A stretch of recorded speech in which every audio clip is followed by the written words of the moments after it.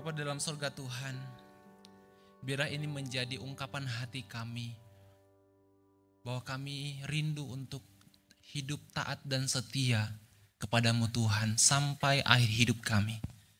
Bapa dalam surga Tuhan, kami sungguh bersyukur satu anugerah kami boleh datang ke tempat ini dan diberi kesempatan untuk mendengarkan kebenaran firman Tuhan yang akan menyapa kami pada malam hari ini ya Tuhan. Bukalah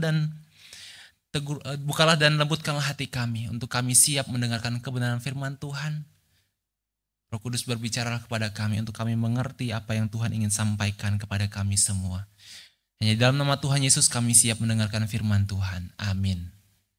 Shalom. Ya, kita bersyukur ya kita boleh datang ke tempat ini dalam kebaktian doa. Tadi saya ngobrol-ngobrol dengan Rosa Mario. Mungkin ini menjadi kebaktian doa terakhir kita ya. Di tahun ini maksudnya.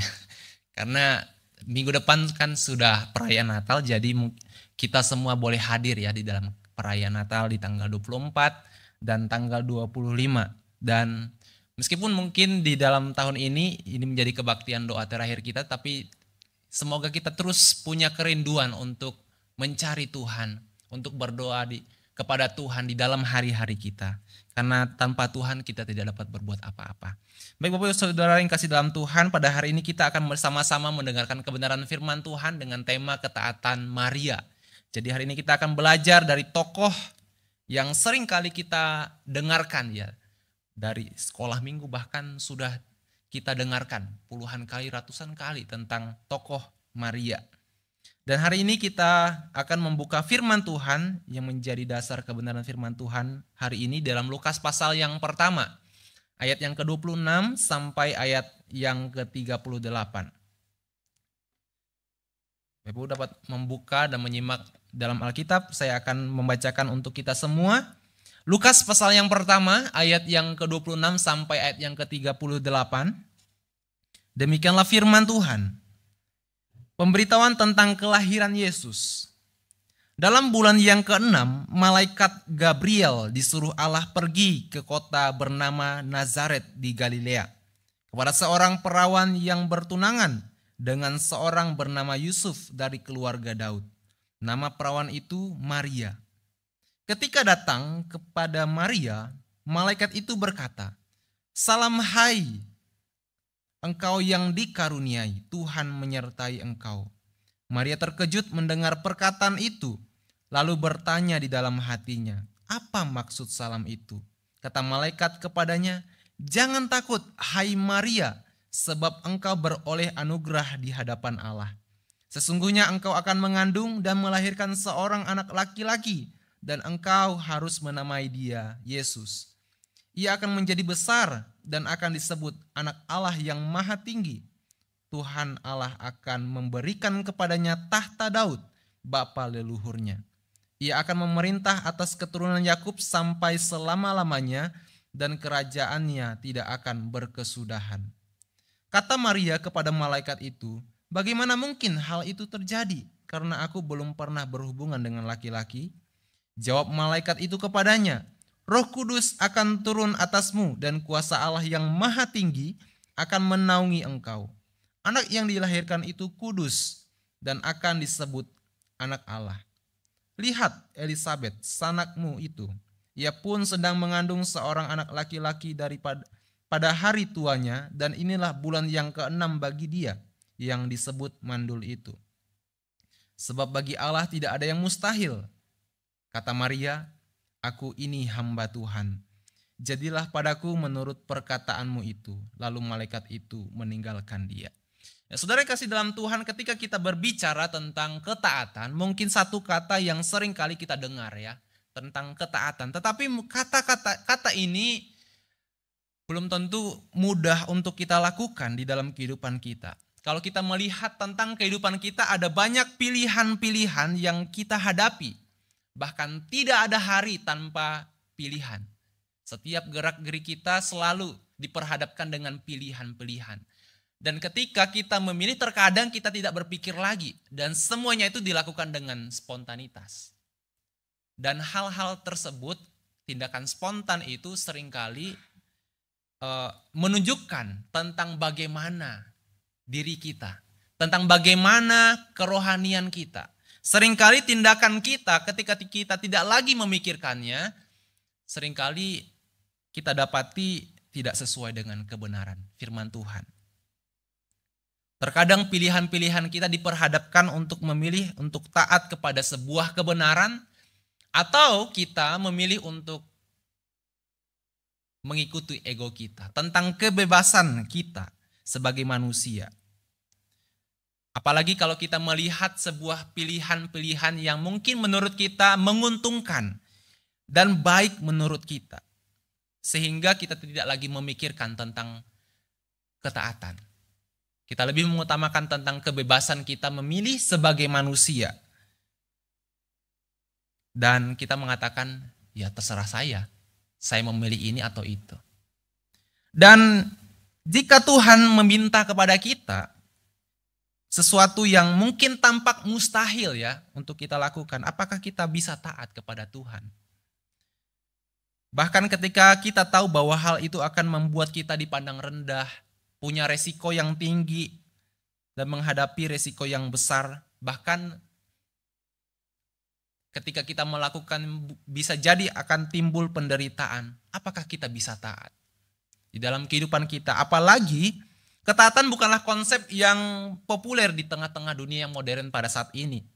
Dunia begitu mengagung-agungkan tentang kebebasan dibanding ketaatan sebagai nilai yang tertinggi. Apalagi kalau kita lihat ya di tengah-tengah dunia, apalagi di masa-masa kini, kebebasan itu sangat sering kita temui di dalam kehidupan kita. Bahkan sangat diagung-agungkan oleh generasi-generasi saat ini.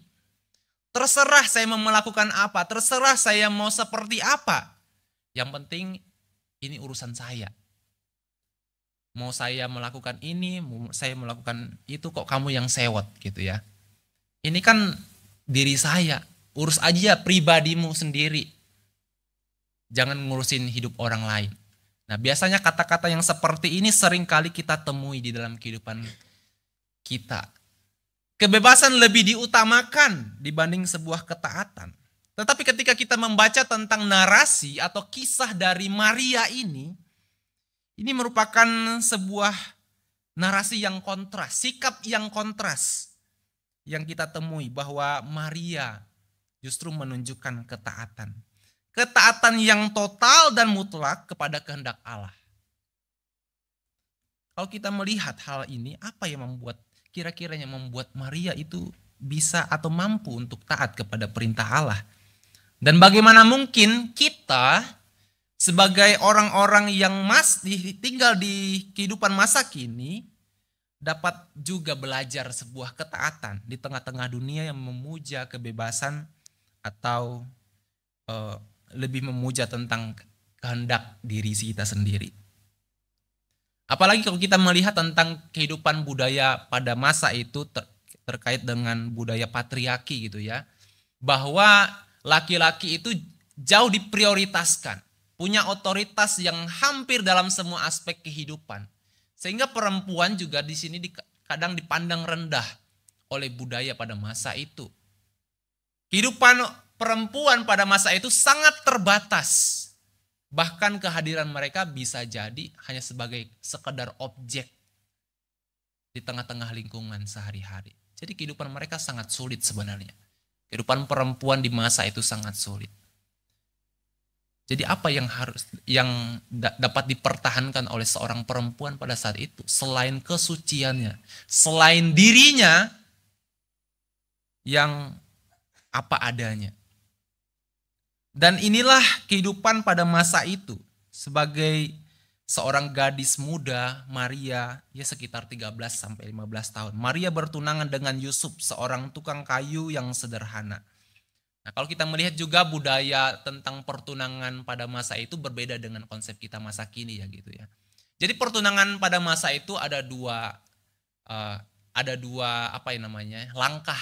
Yang pertama itu adalah erusin dan kedua itu kidusin. Jadi Maria ini sudah tahap kepada erusin, di mana dia sudah diambil oleh Yusuf sebagai istri. Jadi pertunangan mereka itu sudah sah secara hukum. Bahwa mereka sudah menjadi suami istri. Cuman memang dalam relasi mereka masih sangat terbatas di dalam bagian ini. Dalam proses yang pertama ini, erusin ini. Bahwa mereka masih tinggal masing-masing dengan orang tua mereka. Maria masih tinggal dengan orang tuanya, Yusuf masih tinggal dengan orang tuanya. Sembari masa-masa sekitar 1 tahunan itu, Yusuf mempersiapkan segala sesuatunya untuk mempersiapkan kehidupan rumah tangga mereka. Sampai akhirnya mereka siap, barulah mereka pada tahap yang kedua, yaitu kidusin. Bahwa mereka akan menjadi satu keluarga.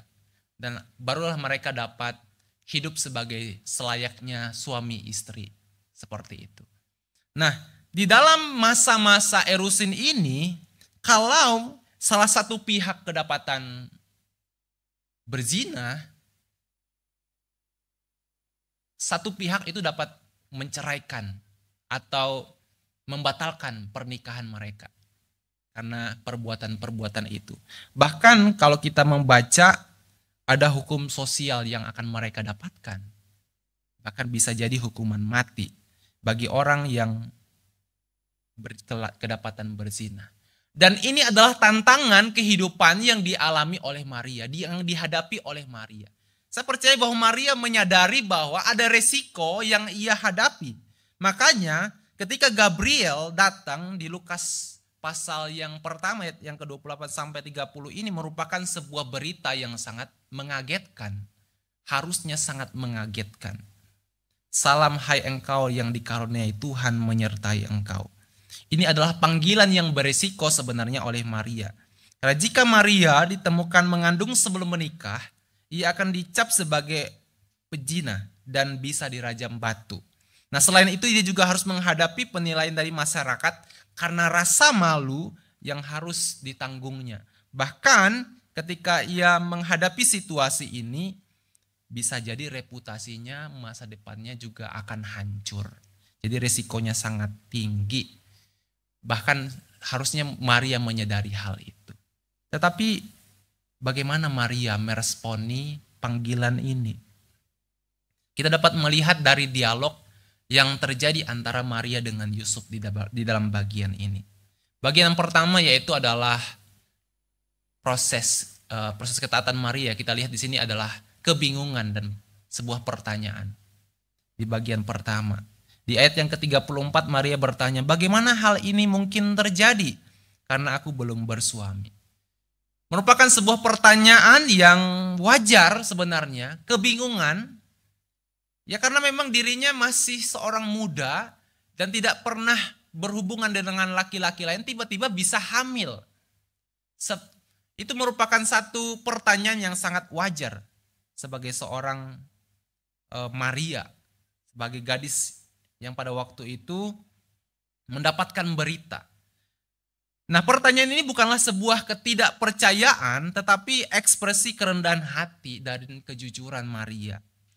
Nah, kalau kita melihat dan membandingkan dengan kisah tentang Zakaria ya di Lukas pasal 1 ayat yang ke-18 itu berbeda. Di mana Zakaria di sini penuh dengan keraguan dan akhirnya dihukum oleh Tuhan. Nah, sikap hati Maria ini sangat penting karena ketaatan yang ditunjukkan oleh Maria di dalam bagian ini diawali dengan kesediaan untuk memahami kehendak Allah. Nah, seringkali ketika kita menghadapi satu masalah, kita sangat jarang langsung datang kepada Tuhan. Kita berusaha untuk menyelesaikan sendiri, bahkan mungkin tidak langsung bertanya tapi langsung menyalahkan Tuhan ketika kita menghadapi masalah. Tetapi di sini sikap hati Maria kita dapat belajar bahwa ia mengawalinya dengan kesediaan untuk memahami kehendak Allah, bertanya kepada Allah. Dan dalam bagian ini malaikat akhirnya memberikan jawaban kepada Maria di ayat yang ke-35. Jawab malaikat itu kepadanya, Roh Kudus akan turun atasmu dan kuasa Allah yang maha tinggi akan menaungi engkau. Sebab itu anak yang akan kau lahirkan itu akan disebut kudus, anak Allah. Dan ini menjelaskan tentang jawaban malaikat atas pertanyaan Yusuf, atas pertanyaan Maria ini. Dan inilah bahasa yang kalau kita baca ya mirip juga dengan gambaran penciptaan di dalam Kejadian pasal yang pertama ayat yang kedua, di mana Allah melakukan sesuatu yang ajaib yang melampaui logika manusia dalam bagian ini. Jadi kalau kita melihat di sini ada jawaban dari malaikat tentang pertanyaan dari Maria, sehingga Maria akhirnya meresponi dengan sebuah ketaatan di ayat yang ke-38. Dan itu ia mengatakan di sana, sesungguhnya aku ini adalah hamba Tuhan, jadilah padaku menurut perkataanmu ini. Jadi ketaatan yang dilakukan oleh Maria ini merupakan satu ketaatan yang mutlak, ketaatan yang sejati yang dilakukan oleh Maria. Karena ia percaya kepada kedaulatan dan kuasa Allah meskipun ia tidak memahami rencananya. Dengan spontan ia menjawab pertanyaan dari malaikat ini. Ia mengatakan, sesungguhnya aku ini adalah hamba Tuhan, jadilah padaku menurut perkataanmu itu. Kalau kita melihat ya dari perkataan Maria ini, ia merendahkan dirinya sebagai seorang hamba. Dan kata dipakai di situ adalah doulos ya, yang berarti sebenarnya disamakan dengan budak gitu ya. Seorang yang memilih untuk tidak memiliki hak atas dirinya. Jadi ia menyerahkan seluruh kehidupannya hanya kepada tuannya kayak gitu. Dalam hal ini Maria menunjukkan ketaatannya kepada perintah, kepada panggilan Tuhan yang datang kepada dirinya untuk mengandung seorang bayi yang kudus itu. Nah, John Calvin mengatakan tentang ketaatan Maria ini seperti ini. Ketaatan adalah ujian sejati dari iman. Penyerahan diri Maria yang rendah hati menunjukkan kepercayaannya pada janji-janji Allah meskipun harus menghadapi harga yang sangat mahal. Jadi ketaatan Maria ini sangat mengarahkan dirinya kepada siapa yang memberikan perintah atas dirinya, yaitu Allah itu sendiri. Dan ini mengingatkan saya akan satu peristiwa tentang satu kisah atau tentang tugas seorang tentara gitu ya, tugas seorang tentara yang ada di medan perang ya. Bayangkan seorang tentara yang dipanggil ke medan perang meskipun ia tahu resikonya sangat besar ya. Bahwa ia taat bukan karena ia yakin akan keselamatannya, tetapi karena ia percaya pada pimpinan yang memberikan perintah kepadanya. Kalau kita melihat ya, tentara itu tidak ada kata lain selain kata siap ketika ia diberikan perintah. Dan ini yang dilakukan oleh Maria ketika Tuhan memberikan satu panggilan kepada dirinya, bahwa ia menunjukkan satu kerendahan hati dan menunjukkan ketaatan kepada Tuhan. Ia mengatakan bahwa sesungguhnya aku ini adalah hamba Tuhan, jadilah seperti apa yang Tuhan mau. Bapak yang terkasih dalam Tuhan, di masa-masa Natal ini memang peristiwa atau kisah tentang Maria ini seringkali kita dengarkan. Tetapi dari karakter Maria, ketaatan Maria ini seringkali sulit untuk kita lakukan di dalam kehidupan kita. Bagaimana dengan kehidupan kita saat ini? Ketika kita menyambut tentang kelahiran Tuhan, berapa kali kita menolak tentang panggilan Tuhan? Berapa kali hidup kita menunjukkan ketidaktaatan atas panggilan Tuhan, atas firman Tuhan, atas kebenaran yang Tuhan berikan kepada kita? Dan berapa kali ketika kita memilih dalam kehidupan kita, ketika kita menghadapi satu pilihan-pilihan, kita lebih mengutamakan kebebasan kita. Dan berapa kali kita menolak panggilan Tuhan karena rasa takut, karena merasa tidak layak, karena merasa terlalu berat. Bagaimana dengan kita? Saudara kasih dalam Tuhan, saya mengingat tentang perkataan guru saya ya waktu di di SMTK. Memang mungkin kata-kata ini kontroversi juga, tetapi saya lebih setuju dengan kepanjangannya itu ya, taat, tidak ada alasan titik. Tetapi untuk sebuah perintah Tuhan memang harusnya seperti ini. Tidak ada pertanyaan yang lebih lanjut untuk sebuah perintah dari apa yang Tuhan berikan kepada kita. Selain sebuah ketaatan, selain sebuah ketundukan yang kita tunjukkan kepada Tuhan. Bapak Ibu Saudara kasih dalam Tuhan, saya tidak tahu apa yang kita alami saat ini. Mungkin ada banyak ketaatan-ketaatan yang kita tunda di dalam kehidupan kita. Ketaatan untuk melayani, kita merasa ada keterbatasan, kita merasa mustahil, kita merasa kita tidak bisa melakukan apa-apa di dalam tengah-tengah pelayanan, tapi kita belum mencoba. Atau ada ketaatan juga yang kita tunda-tunda untuk memaafkan orang lain yang menyakiti kita. Kita merasa bahwa kayaknya mustahil, kayaknya berat untuk saya lakukan, untuk memaafkan sebuah kesalahan yang begitu besar yang saya alami di masa lalu.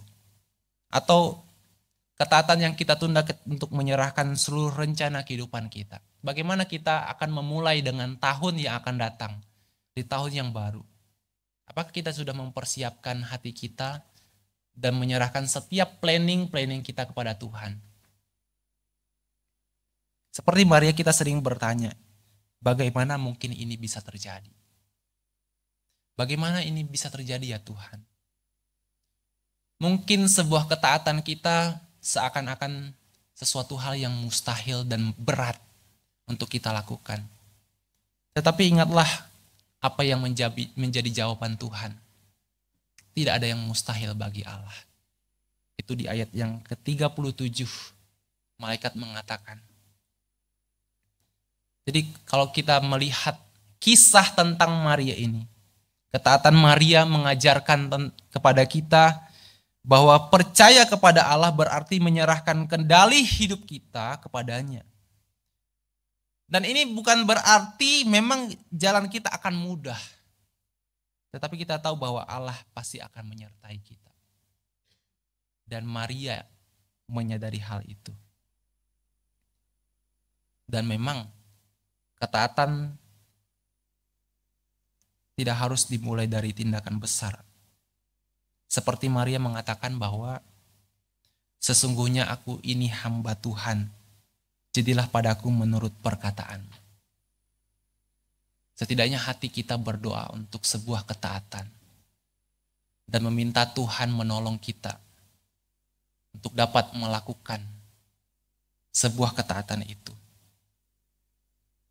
Kisah ketaatan Maria ini bukan hanya kisah tentang seorang gadis muda dari Nazaret ya Bapak Ibu Saudara. Tetapi tentang bagaimana Allah yang memanggil setiap orang yang percaya untuk hidup di dalam ketaatan. Dalam dunia yang ingin selalu bebas, kita dipanggil untuk menyerahkan kebebasan kita di dalam kedaulatan Allah. Seperti Maria, kita mungkin tidak selalu memahami rencananya Tuhan. Tetapi kita bisa percaya bahwa Dia memberikan panggilan itu, Dia juga adalah yang setia. Karena itu Bapak Ibu Saudara, mari kita dengan iman berkata kepada Tuhan, sesungguhnya aku ini hamba Tuhan, jadilah padaku menurut perkataanmu. Dietrich Bonhoeffer mengatakan bahwa panggilan untuk mengikut Kristus adalah panggilan untuk meninggalkan segala sesuatu. Ketaatan adalah respon dari hati yang tahu bahwa Allah itu layak. Jadi kiranya firman Tuhan hari ini boleh mengingatkan kita untuk memiliki hati yang rindu untuk taat selalu kepada perintah Tuhan dan menyerahkan seluruh kehidupan kita kepada Tuhan. Kiranya dengan mengakhiri dan mengawali tahun yang baru, kita mulai dengan sebuah ketaatan kepada Tuhan. Menyerahkan setiap rencana kita kepada Tuhan dan hidup makin sesuai dengan kehendak Tuhan. Hidup di dalam sebuah ketaatan di tengah-tengah pilihan-pilihan yang kita hadapi di tengah-tengah dunia ini. Kiranya kita memprioritaskan apa yang menjadi kehendak Tuhan dibanding kebebasan daripada diri kita, dibanding keegoisan kita, dibanding mengutamakan gaya gitu ya, daripada sebuah ketaatan daripada Tuhan. Dan kiranya Roh Kudus menolong kita untuk hidup di dalam sebuah ketaatan. Mari kita berdoa.